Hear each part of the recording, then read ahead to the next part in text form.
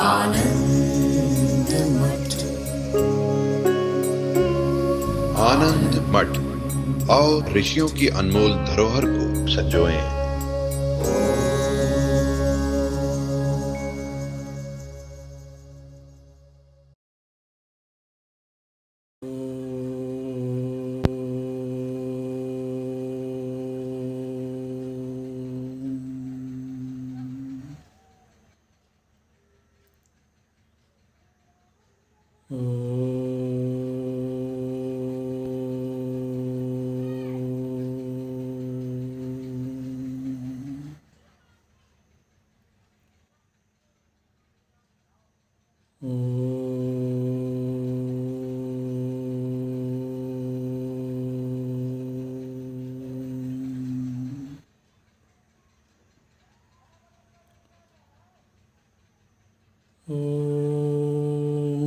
भद्रं कर्णेभिः शृणुयाम देवाः, भद्रं पश्येमाक्षभिर्यजत्राः, स्थिरैरङ्गैस्तुष्ट्वागुंसस्तनूभिः व्यशेम देवहितं यदायुः। स्वस्ति न इन्द्रो वृद्धस्रवाः, स्वस्ति नः पूषा विश्ववेदाः, स्वस्ति नस्तार्क्ष्यो अरिष्टनेमिः, स्वस्ति नो बृहस्पतिर्दधातु। ॐ शान्ति शान्ति शान्तिः।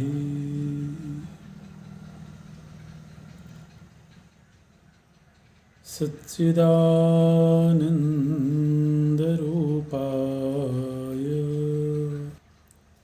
विश्वोत्पत्त्यादिहेतवे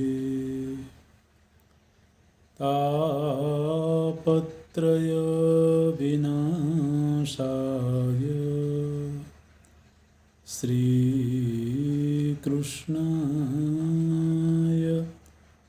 वयं नमः। श्रीकृष्णाय वयं नमः। नारायणं नमस्कृत्य नरं चैव नरोत्तमं, देवीं सरस्वतीं व्यासं ततो जयमुदीरयेत्। ततो जयमुदीरयेत्।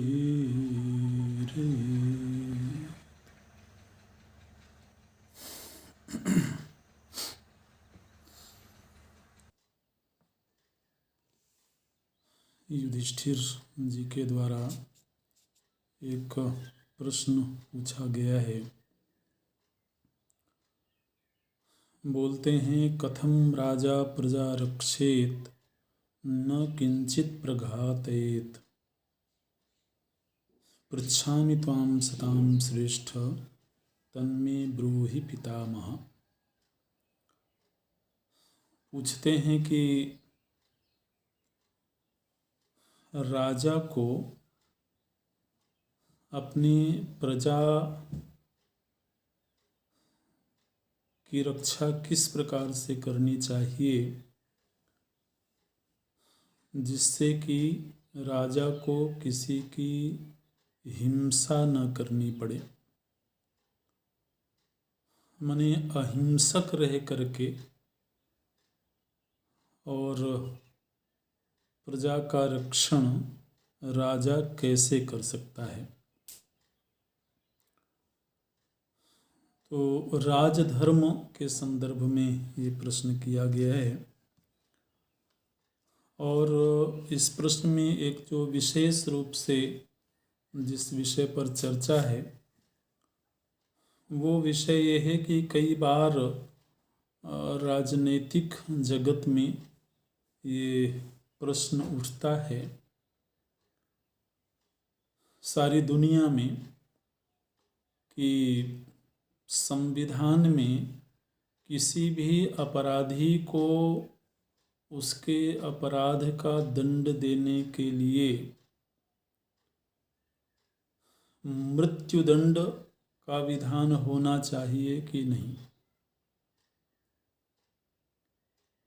ये प्रश्न एक बड़ा प्रश्न है। राजदंड के परिप्रेक्ष्य में कई देशों में दंड के अनेक रूप हैं किंतु मृत्युदंड नहीं दिया जाता है, मृत्युदंड का विधान नहीं है।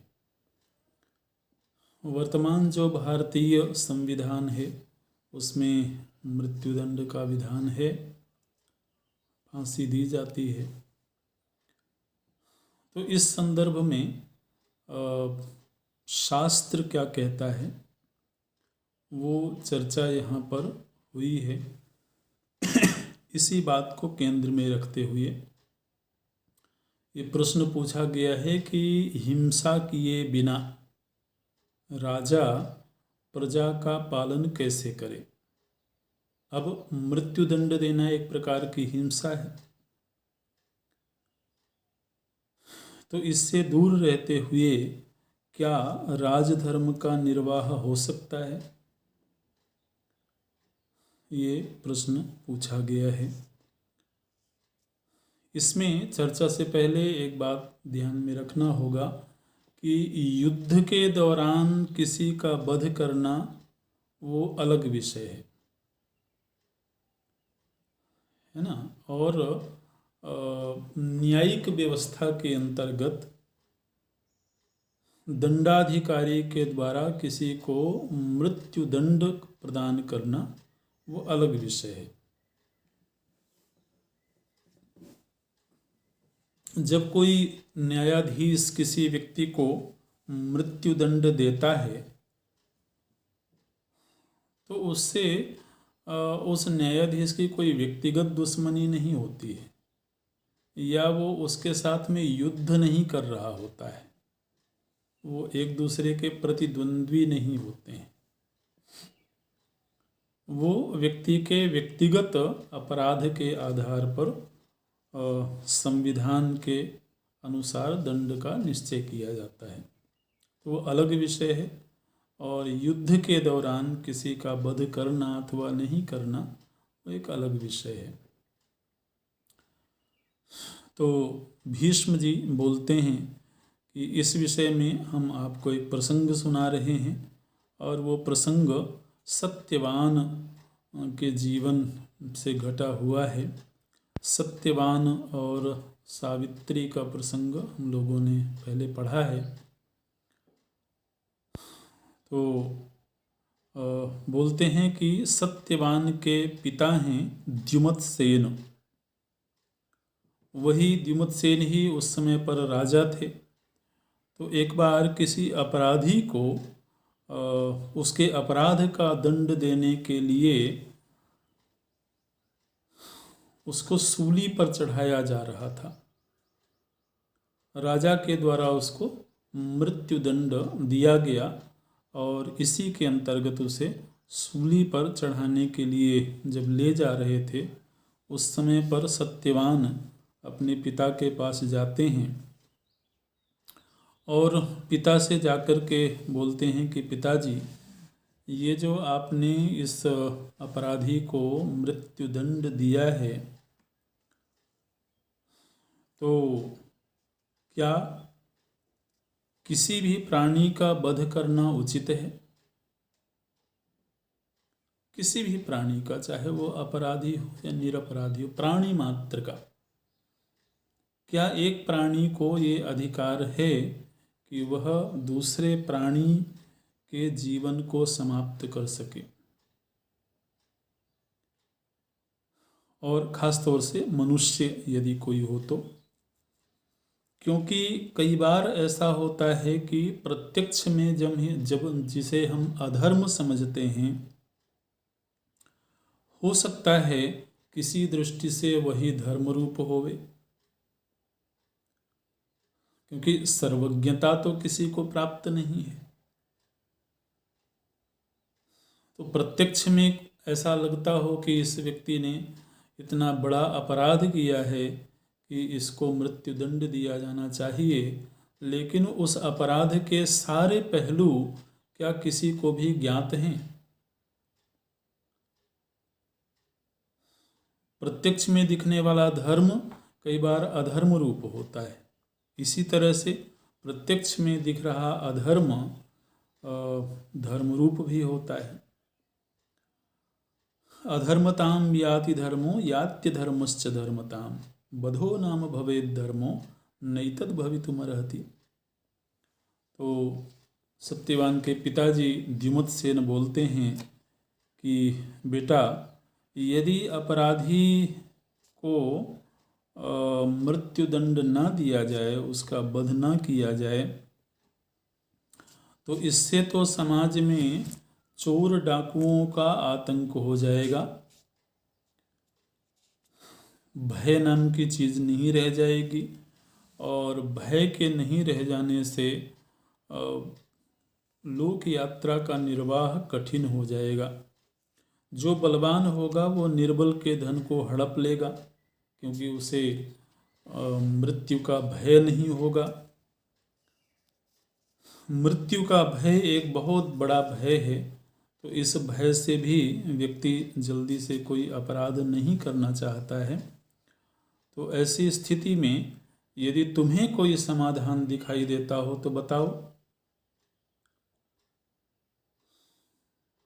तो अब ये हो सकता है वर्तमान विचार व्यवस्था को स्वीकार्य न हो, लेकिन उस समय के विचार व्यवस्था के अनुसार सत्यवान बोलते हैं कि सर्वे एते त्रयो वर्णाः कार्या ब्राह्मण बंधनाः धर्मपाश निबद्धानाम अन्योप्येवं चरिष्यति। बोलते हैं कि समाज की ऐसी व्यवस्था करनी चाहिए कि उसमें क्षत्रिय, वैश्य और शूद्र, इन 3 वर्ण के लोगों को ब्राह्मण के अधीन कर देना चाहिए।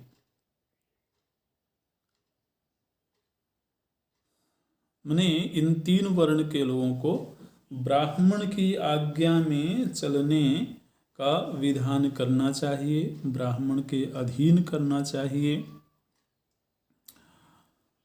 और यदि कोई इन 3 में से ब्राह्मण की आज्ञा के विपरीत आचरण करता हो, तब फिर वह ब्राह्मण राजा के पास जाए और राजा के पास जाकर के बतावे कि ये व्यक्ति दंड का पात्र है। तब उसको राजा के द्वारा जो दंड उचित हो वो दंड उसे दिया जाए। अब इसमें ध्यान रखें कि ये प्रश्न आएगा किसी के मन में कि ब्राह्मण को किसके अधीन किया जाए।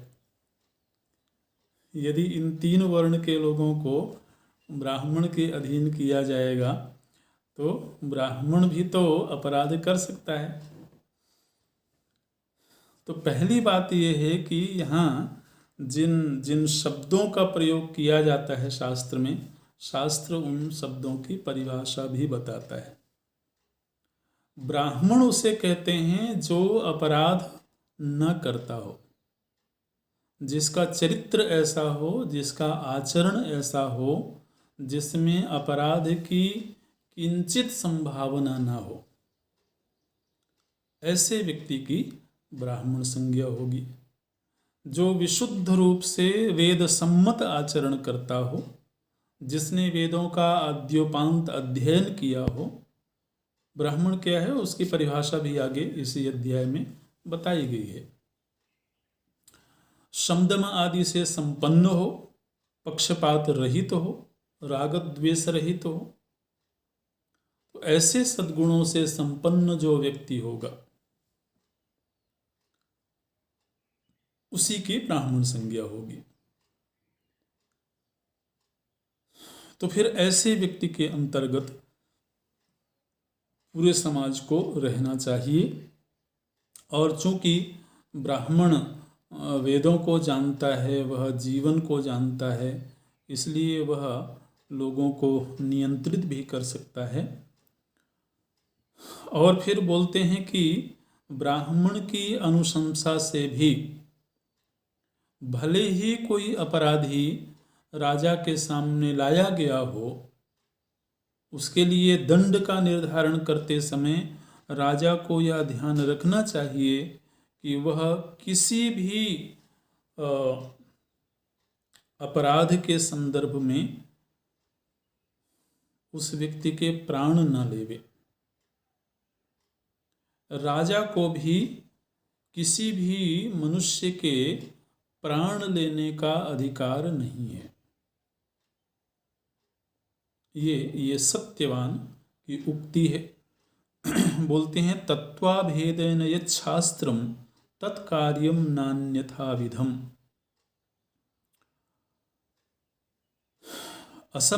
असमीक्षैव कर्माणि नीतिशास्त्रम यथा विधि। तो बोलते हैं कि दंड विधान करने वाले जो शास्त्र हैं, उन शास्त्रों में कहीं पर भी मृत्युदंड का विधान नहीं है।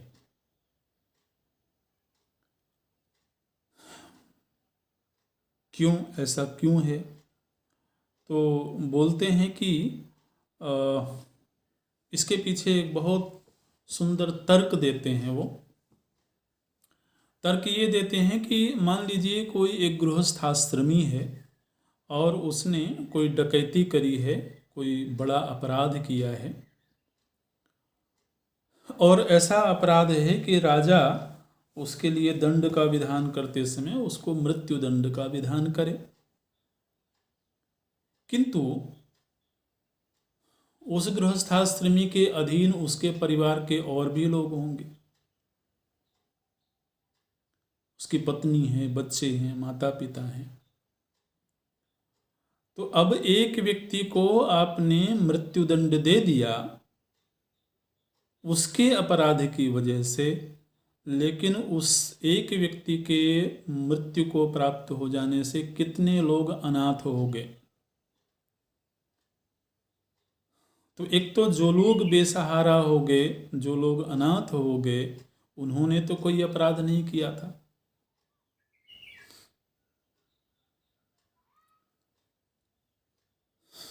तो बिना अपराध किए उन लोगों को दंड दे दिया गया। और हर व्यक्ति किसी न किसी से संबद्ध रहता ही है। तो इसलिए एक बात तो ये है, बोलते हैं दस्यून निहंति वै राजा भूयसो वाप्य नागसा। राजा यदि एक दस्यु का, एक डाकू का वध कर भी दे, उसको मृत्युदंड दे भी दे, तो फिर उसके मर जाने के बाद जो उसके संबंधी हैं, उसके माता पिता हैं, स्त्री हैं, पुत्र हैं, उनकी जीविका का निर्वाह कैसे होगा? उनकी जीविका यदि एक ही व्यक्ति पर निर्भर थी तो वो जीविका तो फिर छिन गई। और उन्होंने तो कोई ऐसा अपराध किया नहीं था। इसलिए राजा को भी जल्दीबाजी नहीं करना चाहिए किसी भी व्यक्ति के अपराध के दंड का निश्चय करते समय। और स्पष्ट रूप से बोल देते हैं न मूलघातः कर्तव्यो नैष धर्म सनातना। ये सनातन धर्म नहीं है कि किसी को प्राण दंड दे करके उसका मूलोच्छेद कर दिया जाए, उसके जीवन को सर्वथा समाप्त कर दिया जाए। दंड का प्रयोजन केवल इतना है कि एक अपराधी व्यक्ति को इस तरह का वातावरण दिया जाए, इस तरह का भय दिखाया जाए ताकि वह अपराध करना छोड़ करके सन्मार्ग पर आ जाए। राजदंड का मुख्य जो प्रयोजन है वो व्यक्ति को संस्कारवान बनाना है, व्यक्ति को उन्मार्ग से निकाल करके, गलत मार्ग से निकाल करके सन्मार्ग में ले जाना ही दंड अधिकार का मुख्य प्रयोजन है। प्राण दंड देकर के किसी के कुटुंबियों को क्लेश पहुंचाना ये किसी भी प्रकार से उचित नहीं है। और यदि अपराधी व्यक्ति अपराध करने के बाद अपने गुरु की शरण में चला जाए, पुरोहित की शरण में चला जाए, तो फिर और वो स्वीकार कर ले कि मैंने गलती करी है, मैंने अपराध किया है, तो फिर पश्चाताप करते हुए वह स्वयं ही उस पाप से निवृत्त हो सकता है। ये बोलते यदा पुरोहितम वा ते पर्येयुः शरणः करिष्यामः पुनर्ब्रह्मन् न पापमिति वादिनः। यदि कोई डाकू भी हो, चोर भी हो, अपराधी भी हो, वह अपने पुरोहित की शरण में जाए, ब्राह्मण की शरण में जाए और वहाँ जा कर के कहे कि करिष्यामः पुनः ब्रह्मन् न पापम इति, हे ब्राह्मण अब मैं पाप कर्म नहीं करूँगा, ऐसा यदि वह संकल्प कर ले तो ब्रह्मा जी का भी ये आदेश है कि उसे फिर छोड़ देना चाहिए। राजा के द्वारा उसे कोई दंड नहीं देना चाहिए। दूसरी तरफ यदि कोई मुंडन आदि करके मृगचर्म धारण करके भी सन्यासी हो गया हो, ब्राह्मण भी हो और सन्यासी भी हो गया हो, और वह कोई पाप आचरण करे तो वह दंड पाने का अधिकारी है। इस तरह से तो अपराधी व्यक्ति यदि अपराध करके और अपने अपराध को स्वीकार करे और फिर वह सन्मार्ग में चलने के लिए तत्पर हो जाए तो उसे राजा के द्वारा दंड नहीं देना चाहिए। और यदि कोई सन्मार्ग पर चल रहा हो लेकिन किसी समय वह अपराध में प्रवृत्त हो जाए, पापाचरण में प्रवृत्त हो जाए, तो उसे दंड दिया जाना चाहिए, ये बोलते हैं। अच्छा, तो व्यक्ति ने एक बार अपराध किया और उसने स्वीकार कर लिया, प्रायश्चित करने के लिए तैयार हो गया, तो राजा के द्वारा उसे छोड़ दिया जाएगा। किंतु अगर वही व्यक्ति पुनः वही अपराध करे तब फिर उसे नहीं छोड़ा जाना चाहिए, तब फिर उसे दंड जो भी शास्त्र सम्मत हो, नीति शास्त्र के सम्मत, दंड शास्त्र के सम्मत उसको दंड दिया जाना चाहिए।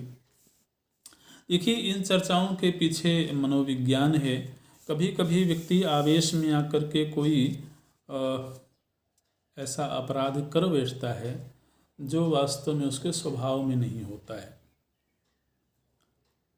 आवेश किस परिस्थिति में आया, किस मनस्थिति में आया, ये अलग अलग है। काम का आवेश हो तो अपराध कर बैठता है, क्रोध का आवेश हो तो अपराध कर बैठता है।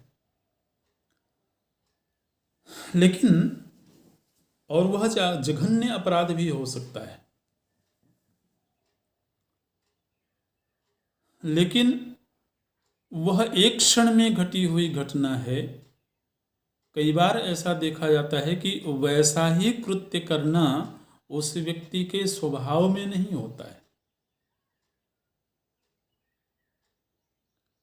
तो यदि कहीं ऐसी स्थिति हो तो उस संदर्भ में फिर उसको जरूर जीवन का अवसर मिलना चाहिए। एक क्षण की हुई गलती से पूरे जीवन को ही समाप्त कर देना ये एक तरह से जीवन का अपमान है ना, जीवत्व का अपमान है। तो ऐसा नहीं करना चाहिए, ये शास्त्रीय विचार है। अब समाज की स्वीकृति हो कि ना हो, वो अपनी जगह पर है। अच्छा, जब दंड के विधान हैं तो उन दंड के विधानों में भी अलग अलग युगों में अलग अलग तरह के दंड विधान थे। जैसे कि सतयुग में ऐसा वर्णन है कि अगर किसी ने, चूंकि उस समय पर अधिकतम लोग धार्मिक ही हुआ करते थे, धर्ममय ही जीवन जीते थे, तो ऐसा करते हुए भी कभी कभी अपराध अगर किसी से हो गया तो उसको केवल गाली दे देना मात्र ही उसका दंड होता था। ऐसा भी वर्णन है, किसी को हुंकार कर दिया गया तो उतने से ही उसको दंड मिल गया, किसी को अपशब्द कह दिया गया तो उतने से ही उसको दंड मिल गया।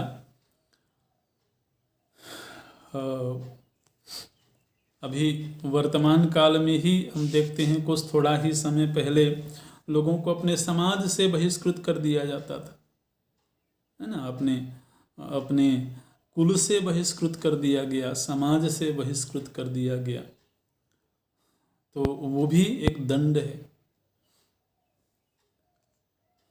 इस तरह से बोलते हैं। अच्छा, और एक बहुत बड़ी चीज बोलते हैं यहाँ पर कि वास्तव में तो समाज अपराधी होगा कि नहीं होगा, ये बहुत कुछ राजा के चरित्र पर निर्भर करता है। राजा का चरित्र यदि सात्विक है, राजा का चरित्र यदि तपस्वी का है, तो प्रजा उसके चरित्र का अनुकरण करती है। इसलिए अहिंसक दंड व्यवस्था के लिए एक बहुत बड़ा कार्य ये होना चाहिए कि राजा को तपस्वी होना चाहिए, राजा को विरक्त होना चाहिए, राजा को एक तरह से अहिंसक होना चाहिए, ये बोलते हैं।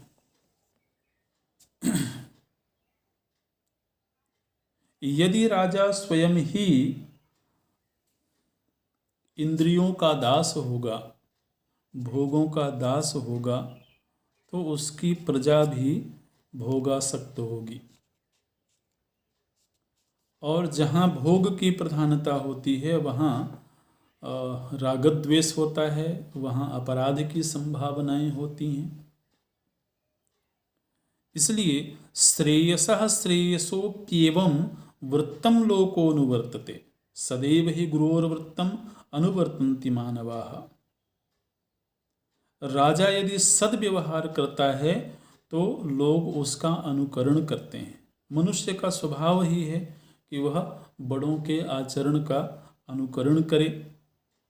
इसलिए यो राज्ञो दंभ मोहेन किंचित कुर्याद सांप्रतम सर्वोपायैर्नियम्यः स तथा पापान निवर्तते।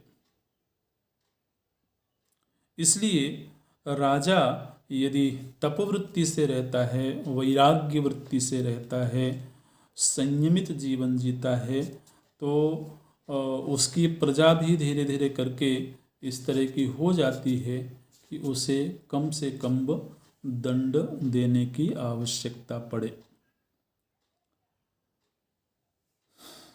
अच्छा,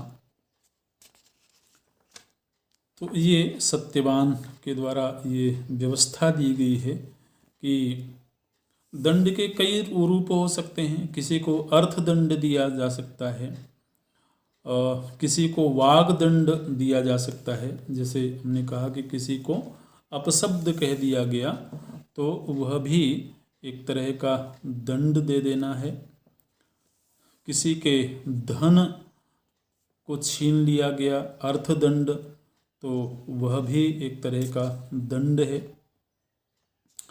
लेकिन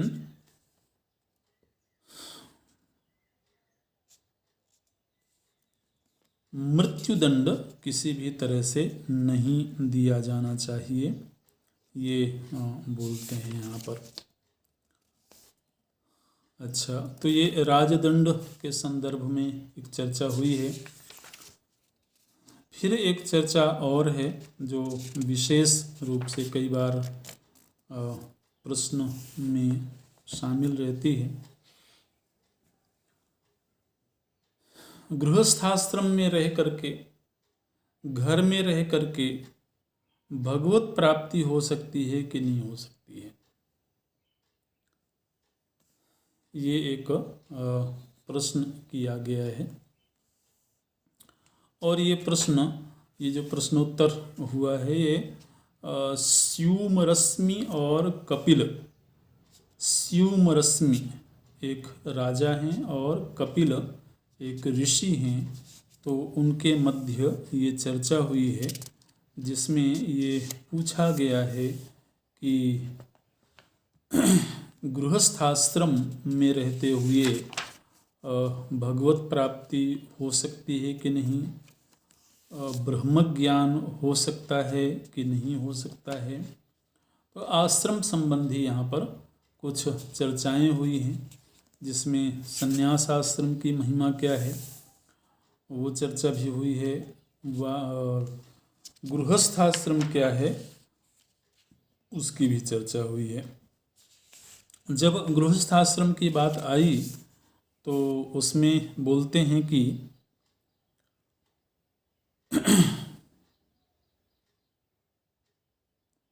जीवन में यदि व्यक्ति संयम का आचरण करता है,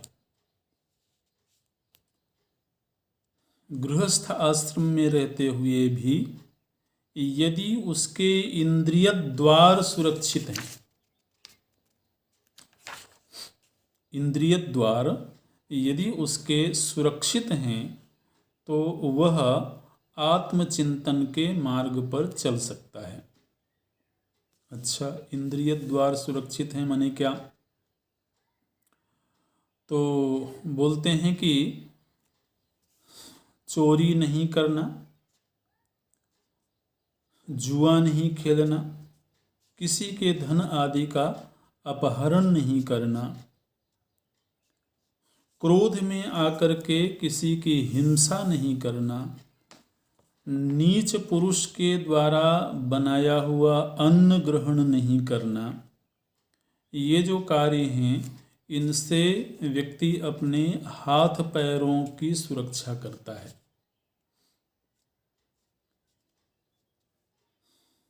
हाथ पैरों की सुरक्षा करते हैं कैसे? बोले व्यसन नहीं करना, जुआ शराब आदि नहीं खेलना, किसी के धन आदि का अपहरण नहीं करना, क्रोध में आकर के किसी की हिंसा नहीं करना, और नीच पुरुषों के द्वारा बनाए हुए अन्न आदि का ग्रहण नहीं करना। तो इससे हाथ पैर की सुरक्षा होती है।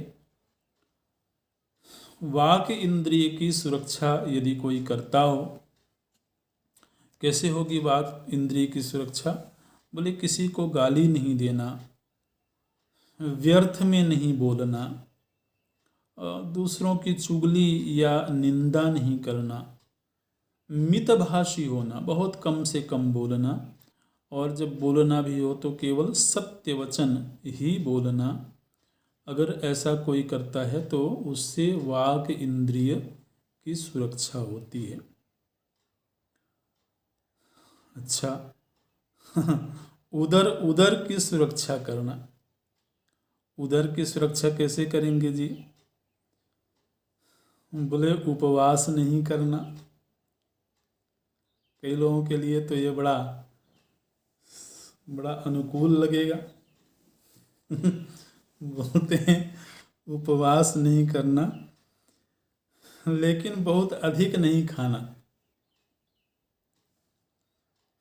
हमेशा खाते रहने के लिए लालायित नहीं रहना। जीवन निर्वाह के लिए जितना अन्न आवश्यक हो उतना ही अन्न उदर को देना, पेट को देना, इससे उदर की रक्षा होती है। इसी तरह से उपस्थ इंद्रिय जनन इंद्रिय की सुरक्षा के लिए बोलते हैं। केवल संतानोत्पत्ति के निमित्त से स्त्री पुरुष का आपसी संसर्ग होना, वैवाहिक स्त्री पुरुष का संसर्ग होना, और वो भी केवल संतानोत्पादन के निमित्त से, तो इससे उपस्थ इंद्रिय की रक्षा होती है। तो इसी तरह से अलग अलग इंद्रियों की रक्षा करते हुए यदि व्यक्ति गृहस्थाश्रम में रहता है, इंद्रियों की रक्षा मतलब संयम का जीवन, और गृहस्थाश्रम में जाने से पहले उसने गुरुकुल में रह करके वेदों का आद्योपांत अध्ययन कर चुका हो, वेदाध्ययन करके, और उसने शास्त्र सम्मत जीवन को समझ लिया हो, और फिर वह गृहस्थाश्रम में जाता है। गृहस्थाश्रम में जाकर के वह शास्त्र सम्मत जीवन जीता है। यदि ऐसा होता है तो वह आत्मचिंतन के मार्ग पर चल सकता है। बोलते हैं कि जिसके ये सब इंद्रियां, इंद्रिय द्वार सुरक्षित हैं, वास्तव में वही ब्राह्मण है। देखिए यहाँ ब्राह्मण की पहचान बता देते हैं। द्वाराणि यस्य सर्वाणि सुगुप्तानि मनीषिणः उपस्थमुदरं बाहुवाक चतुर्थी स वै द्विजः। वही द्विज कहलाएगा जिसके उपस्थ, उदर, हाथ, पैर, वाणी ये सभी द्वार पूर्णतः सुरक्षित हों, वही ब्राह्मण है।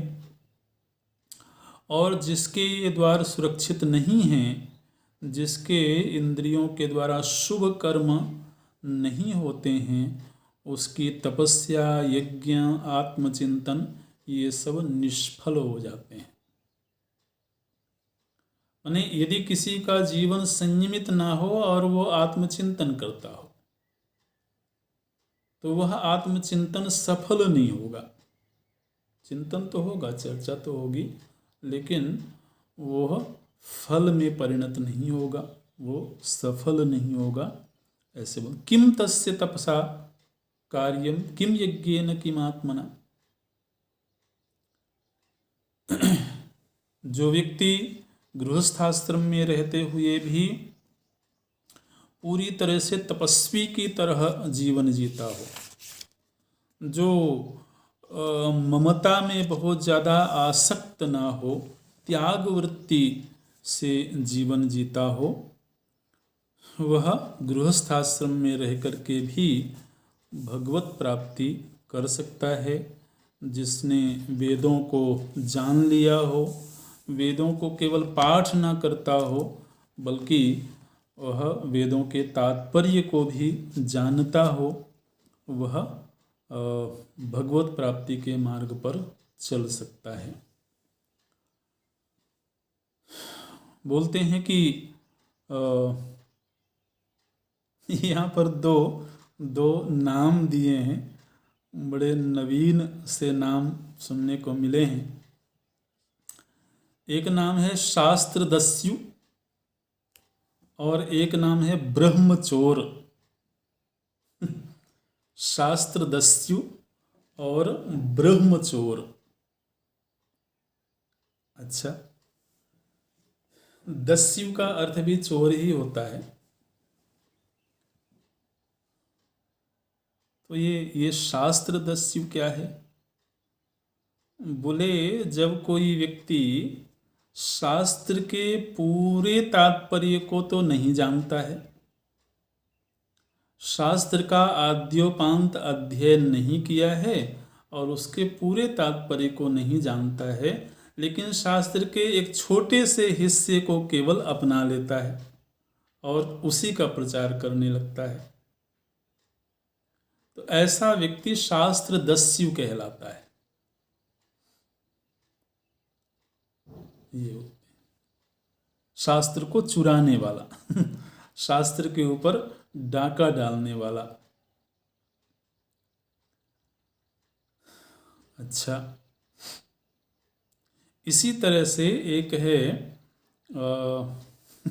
नाम देते हैं ब्रह्मचोर। ब्रह्मचोर क्या है? बोले ब्रह्म को चुरा लिया ब्रह्म को चुरा लिया माने क्या? तो बोलते हैं कि व्यक्ति के जीवन में शम दम तितिक्षा आदि साधन तो नहीं है, लेकिन वह केवल सर्वव्यापक ब्रह्म की चर्चा करता है। उसके जीवन में ब्रह्मज्ञानी जैसा आचरण नहीं है, ब्रह्मज्ञानी जैसा संयम नहीं है, तपस्या नहीं है, शमदम आदि जो संपत्तियां बताई जाती हैं वो संपत्तियां नहीं हैं, किंतु वह अपने आप को ब्रह्मज्ञानी पदवी से विभूषित करता है। ऐसे व्यक्ति को ब्रह्मचोर कहा जाता है। ये बोलते याथा तद्यम अविज्ञाय शास्त्राणाम शास्त्रदस्यवा ब्रह्मस्तेना निरारंभा दंभ मोह वशानुगाः। व्यक्ति अपने ममताओं से निकला नहीं है, मोह से निकला नहीं है, अभिमान से निकला नहीं है, किंतु वह ब्रह्म चर्चा करता है। तो ऐसे व्यक्ति को कभी भी ब्रह्म प्राप्ति नहीं हो सकती है। इसी तरह से शास्त्र को आद्योपांत जाना नहीं है, किंतु केवल एकांश को लेकर के और अपने आप को शास्त्र ज्ञानी समझने लगा है, शास्त्रज्ञ समझने लगा है, वह शास्त्र दस्यु है, ये बोलते हैं।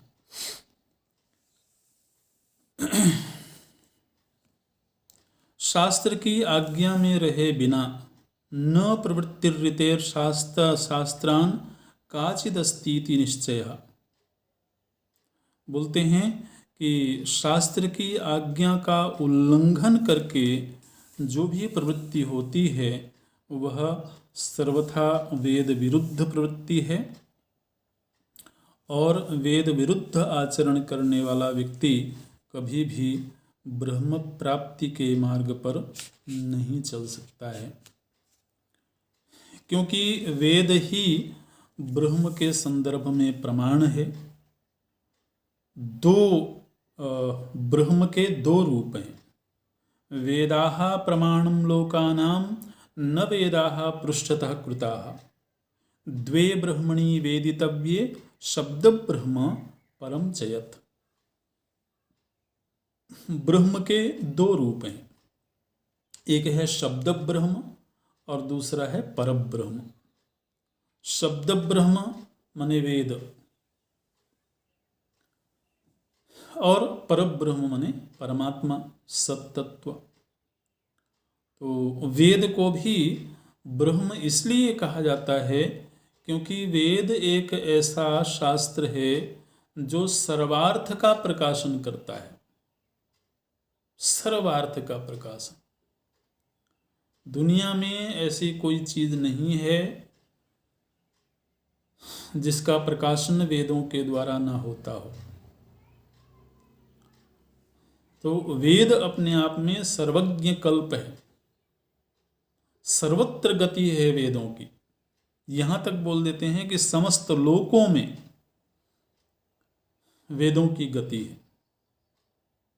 वेदाः प्रमाणम लोकानाम, लोकानाम बहुवचन है, केवल मनुष्य लोक ही नहीं बल्कि समस्त लोकों में वेद ही प्रमाण है। इसलिए कहीं पर भी वेदों की अवहेलना नहीं की गई है, अवहेलना नहीं करनी चाहिए। यही दो ब्रह्म के रूप हैं। तो शब्द ब्रह्म ही परब्रह्म तक ले जाने का एकमात्र साधन है। द्वे ब्रह्मणि वेदितव्ये शब्द ब्रह्म परम चयत। जो व्यक्ति शब्द ब्रह्म में पारंगत है, शब्द ब्रह्मणि निष्णातः परम ब्रह्माभिगच्छति, परम ब्रह्माधिगच्छति।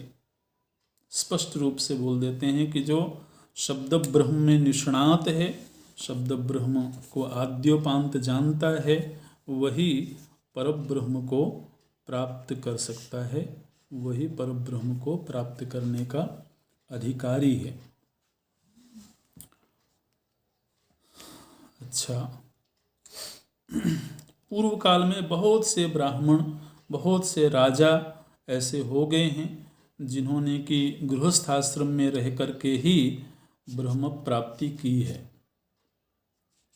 इसलिए गृहस्थाश्रम में नहीं हो सकती है ये बात नहीं है, लेकिन जिनको उस आश्रम में रह करके भी भगवत प्राप्ति हुई है, उनका आचरण कैसा था, उनका जीवन कैसा था, तो बोलते हैं कि समस्त प्राणियों के प्रति उनके मन में समान दृष्टि थी। समाह्यार्जव संपन्ना संतुष्टा ज्ञान निश्चया, सरल स्वभाव के थे, संतुष्ट थे, शास्त्र ज्ञान से संपन्न थे, शुद्ध आचरण था। शब्द ब्रह्म और पर ब्रह्म दोनों में ही उनकी अगाध श्रद्धा थी। शास्त्रीय नियमों का पालन करते थे। कठिन से कठिन परिस्थिति आ जाने पर भी वो अपने धर्म का त्याग नहीं करते थे। अच्छा, एक सुलभता और दे देते हैं। देखिए, पढ़ते पढ़ते एक सुलभता तो ये हो गई कि व्यक्ति को गृहस्थाश्रम में रहते हुए भी ये भगवत प्राप्ति सुलभ है, लेकिन वो किस तरह से होगी वो बताया गया है। साथ ही एक चीज़ बोलते हैं, संघबद्ध होकर के, संघबद्ध होकर के, संघबद्ध मतलब सामूहिक रूप से धर्म चर्चा, शास्त्र चर्चा करते हुए वो लोग इस मार्ग में आगे बढ़ते हैं। एक बहुत बड़ी शर्त ये रख देते हैं, बोले कि उनके द्वारा ऐसा कोई आचरण नहीं किया जाता है जिसके लिए प्रायश्चित करना पड़े। देखिए, एक पैमाना बता दिया गया, एक मापदंड दे दिया गया। तेषां नासीत विधातव्यम प्रायश्चित्तम कथंचन। तो ऐसा कोई आचरण उनके द्वारा नहीं होता है जिसके लिए उन्हें प्रायश्चित करना पड़े। इस तरह से तो ऐसे लोग हो चुके हैं पहले के समय में, और उनको भगवत प्राप्ति हुई है, उनको स्वर्ग आदि की प्राप्ति हुई है। अगर उन्होंने स्वर्ग प्राप्ति के लिए यज्ञ आदि किया है तो, अथवा केवल निष्काम भाव से सत्संग किया है, तो उन्हें भगवत प्राप्ति हुई है। उपनिषद ही एकमात्र भगवत प्राप्ति में हेतु हैं। ये बोलते हैं, चतुर्थोपनिषद धर्मः साधारण इति स्मृतिः संसिद्धैः साध्यते नित्यं ब्राह्मणैर् नियतात्मभिः। अच्छा,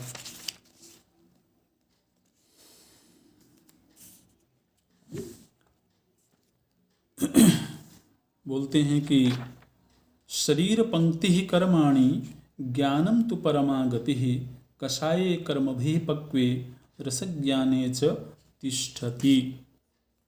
बोले कि जीवन में जो कर्म किया जाता है वह केवल चित्त के राग द्वेष आदि दोषों को शुद्ध करने के लिए किया जाता है। कर्म का जो मुख्य प्रयोजन है वह चित्त को शुद्ध करना है, और शुद्ध चित्त से ही फिर वह ज्ञान प्राप्ति के मार्ग पर चल सकता है। इसलिए यदि किसी का चित्त शुद्ध ना हुआ हो और वह कर्म त्याग कर दे, है ना, संन्यास आश्रम कर्म त्याग का आश्रम है, गृहस्थ आश्रम कर्म का आश्रम है। तो अब अभी चित्त शुद्ध हुआ नहीं और व्यक्ति ने कर्म त्याग कर दिया, तो उससे फिर वह अध्यात्म के मार्ग पर आगे नहीं बढ़ पाएगा, क्योंकि चित्त शुद्धि पूर्वक ही आत्मचिंतन हो सकता है। और किसी का चित्त शुद्ध हो गया हो और फिर भी वह कर्म में संलग्न हो, तो चित्त शुद्धि हो जाने पर भी कर्म में संलग्नता वो फिर कर्म वासना बनाने का हेतु बन जाएगी। ऐसा। अच्छा, वेदांश्च विदितव्यं च विदित्वा च यथा स्थितिम एवं वेद विदित्याहो अतोन्यो वातरेचकः। बोलते हैं कि वेदों को अगर किसी ने केवल पढ़ रखा है और वेदों का उच्चारण करता है, वेद पाठ मात्र करता है, तो वह बोलते हैं केवल मुख से वायु को ही छोड़ रहा है। अगर वह वेद के तात्पर्य को नहीं जानता है, वेद के रहस्य को नहीं जानता है, तो केवल वेद पाठ करने से ही बात पूरी नहीं होती है। इसलिए वेद का अध्ययन भी हो और वेद के अर्थ का भी निश्चय होना चाहिए। ओम, यही पूरा करते हैं। ओम पूर्णमदः पूर्णमिदं पूर्णात् पूर्णमुदच्यते पूर्णस्य पूर्णमादाय पूर्णमेवावशिष्यते। ओम शांति शांति शांति। हरि ओम। श्री गुरुभ्यो नमः। हरि ओम।